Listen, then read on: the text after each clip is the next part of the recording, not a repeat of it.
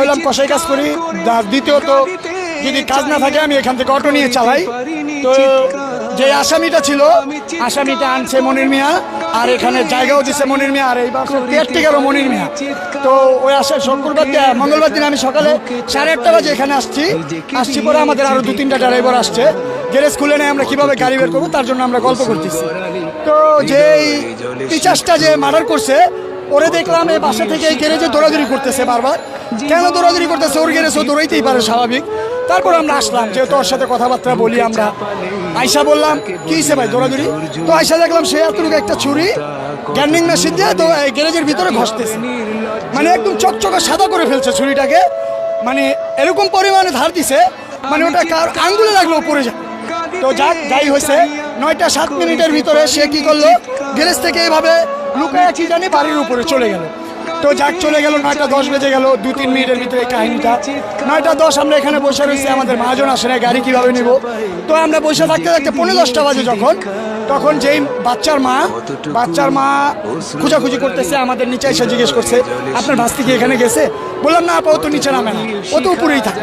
তো যেই জায়গায় মার্ডার করা হয়েছে বাচ্চাটাকে, পাশের ফ্লাইটে, ওই ফ্লাইটে বাচ্চাটাকে যখন না হয়েছে তখন একটা জুতা ভুলবশত আমাদের রিজিক, ওই বাচ্চাটার লাশ ছিল বিদায়, আমরা তার মা বাবা ছিলাম বিদায়, মানে হক হালালি, তার জন্য আমরা ওই জুতাটা মানে আল্লাহর উসিলায় বাইরে পড়ে গেছে।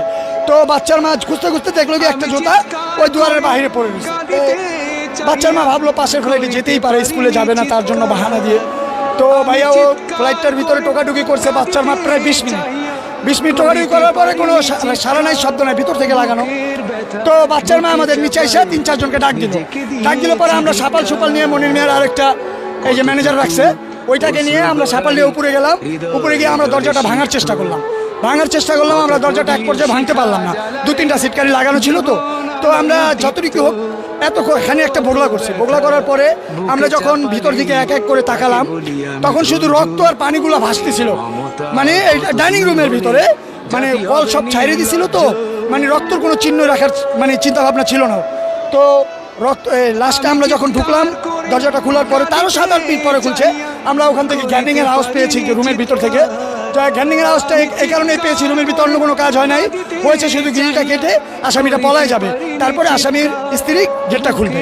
এই সে তাদের পরিকল্পনা। আর তাদের দ্বিতীয় পরিকল্পনা ছিল গ্যারেজ থেকে তারা ব্যাটারির বাক্স নিয়ে গেছে 4টা।